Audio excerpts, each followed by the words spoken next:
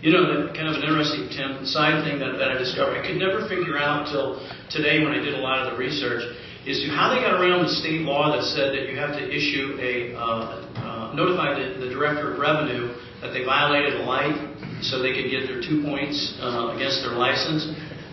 Now I understand it. That's why we don't photograph the guy's face. Because if we photograph the guy's face, we would be obligated then to issue a ticket to the person. How sad is that they're using the law to go around, and not give it to the driver? But okay, so we have a motion and a second, right? I have a question. As a part of this solution that was referred to, do we have the money to hire the additional police officers that have so often been referred to in monitoring some of those high traffic intersections? Because it seems to me that I've heard that from several councilmen. Do we have the money to do that right now? Well, in my mind, we can't control, or neither can the police officers control how somebody drives. But we can at least go out there and show them some safety, do some warning signals, do something out there to get the people, let them know that their light is going to be changing. But they still have to be responsible. And I think, if you don't mind, I think one of the biggest problems is all the new technology with the phones and just the misuse of everything. It's inattention any way you look at it. I remember after those red lights were put in, there was 2 incidences where I was following that person, and as soon as they got right up to the line, when that light turned yellow, they stopped instantly. Now, if I hadn't been the proper distance back, I'd rear end them for sure. But some people are just that leery of them. As soon as they see that light, they stop. And that's it. Just slam on the brakes. And they could easily have made it through each time. So a lot of people just freak out about it. It's just human nature on some people. So I am against it. I don't think it helped at all. And I've heard more people that are against them than I have heard that are for them. I don't see us hiring any more police officers to do trafficking in Washington, because we've got plenty of them that sit around town now and trafficking. All we need to do is to set them out there as a decoy to remind people that we're watching it. And if we do set a cop out there, all they're going to do is either write them a ticket or give them, issue them a warrant. So that there is not a safety issue either.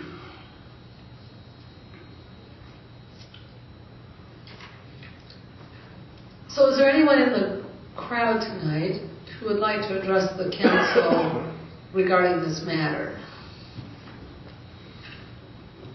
Mine.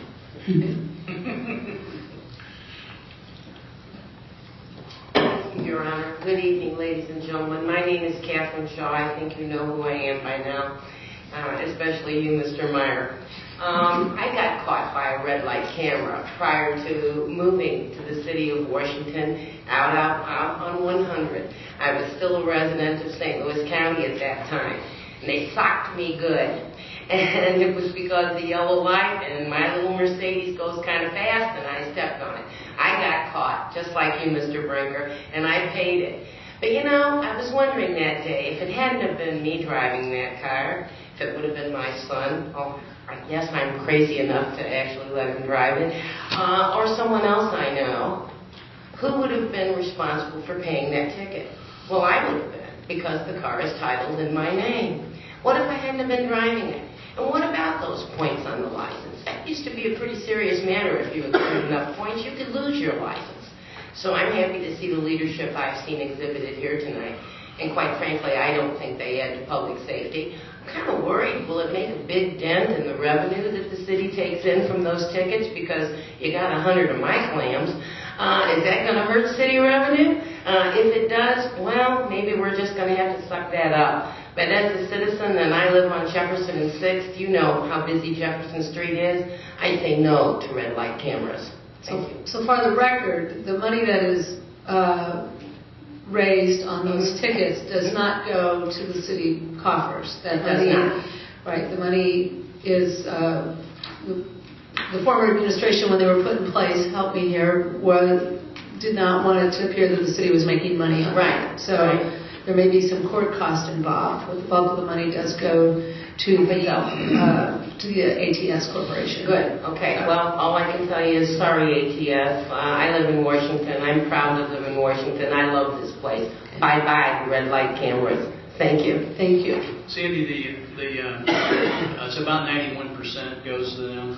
And, you know, if you estimate how much we're in tickets and then how much we would write in tickets during the next, 3 months, it's about $534,000. And of that, ATS would make about $485,000 of that. So it's not a lot of money. Not for us. Not for us. Thank you. Okay, there was someone else. Mayor, Councilman, thanks for allowing me to speak. My name is Dan Reeve. I'm with American Traffic Solutions.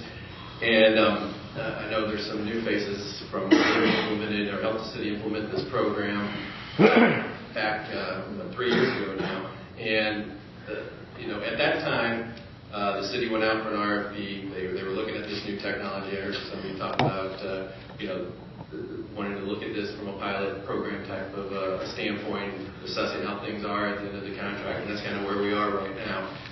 Just to give you a little background, at the time, my understanding was the city was concerned about some of the heavy truck traffic on Highway 100, wanted to try to slow down traffic, putting a police officer out there 24/7 just isn't a practical solution. So the city looked at the technology, they went out, they looked for the best technology. Thankfully, they selected us, and we appreciate that business.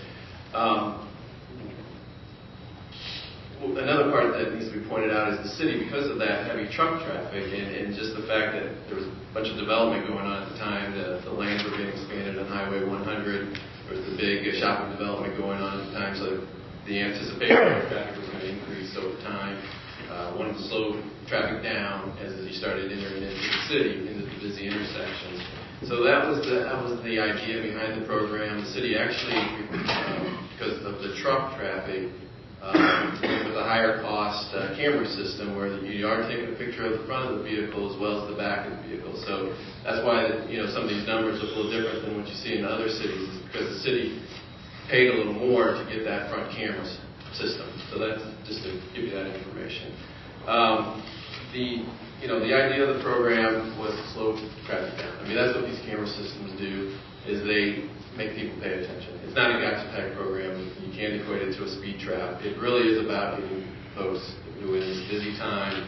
I think I said way back then, it was, I think as one of the council members pointed out, everybody's on their cell phones now. There's too many gadgets in the car, and a lot of inattention.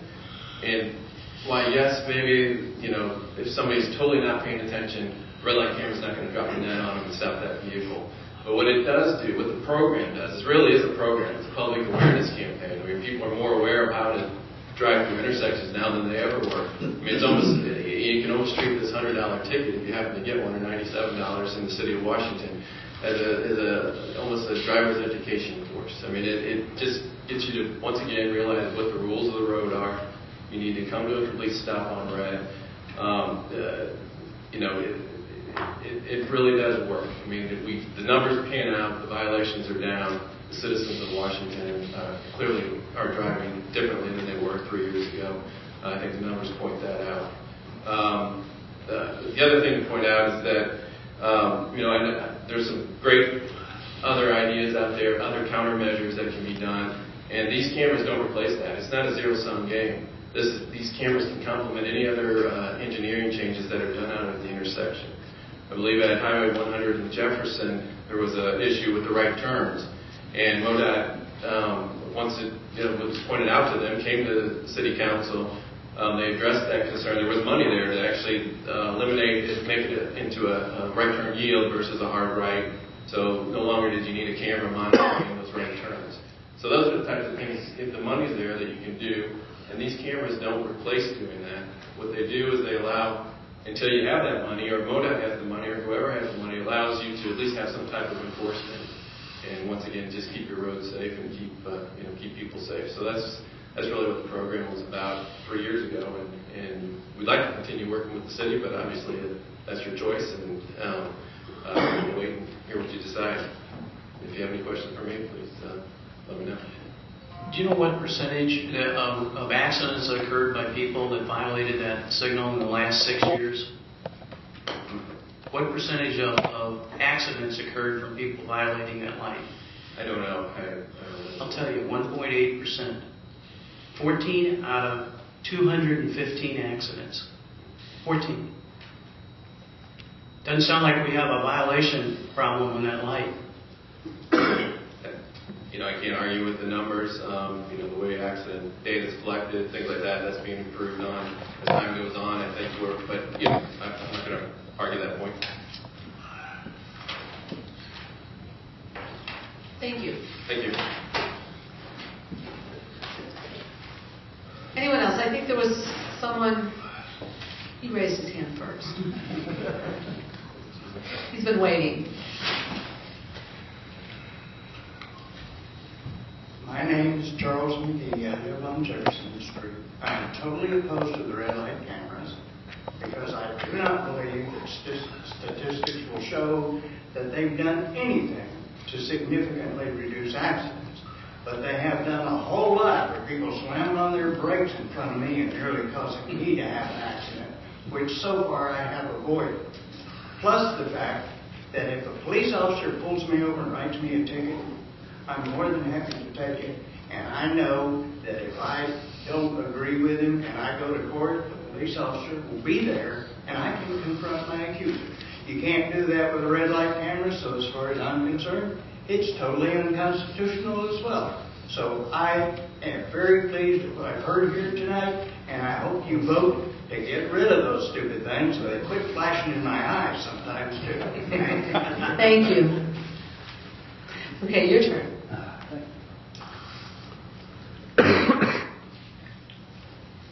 Thank you. My name is Bob Boyer. I'm a Jefferson County Councilman up north. I have some handouts for you guys. I have somebody hand them out for me to the mayor and council. Thanks. What I'm going to pass out to you here is some numbers. My district is District 3 in Jefferson County. It's the northeast end of Jefferson County, and most of my district encompasses the city of Arnold, which was mentioned before. I'm pretty familiar with red light cameras, as Arnold was the first city in Missouri to adopt the red light camera system. Before you, some numbers provided by the city of Arnold during our red light camera discussion, debate, whatever you want to call it. And they're basically some accident information statistics from the 4 intersections we have in Arnold with red light cameras. That's the first page. The second page you have there is the actual numbers of tickets issued and what percentage are paid, and the actual money that each entity collects, the city of Arnold, the state of Missouri, and ATS itself. You guys have talked about, and the third page is a breakdown of how who gets what money of each ticket. You guys have talked about a little bit how the number of accidents versus the number of violations. Sir, you've actually, I'm sorry, you've actually discussed earlier. Hi. You've actually discussed earlier about the number of accidents versus the number of, what was that number again for me? You said it earlier, I'm sorry. 215 accidents over 6 years. Okay. Accidents, I'm sorry, there's only 14 out of 215. Okay, well, I'll give you this number for, like you said, ATS has this municipalities break down accidents from in the box to out of the box. A friend of mine will talk a little bit about that more later. But regardless, we're talking about whatever intersection, anywhere from 21 to 35 accidents a year, something like that. That's the kind of number. So we're also talking about per violation, which people actually run the light. In 2006, we started 4,936. The year after that, 8,281.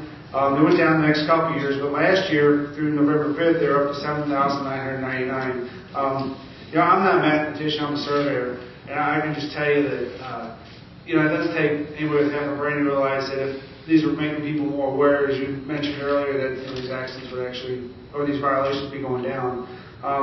That's the kind of battle we're having right now in Jefferson County, where we've passed the predecessors to our new our county council have passed a red light camera ordinance. They've negotiated a contract with the individuals back there.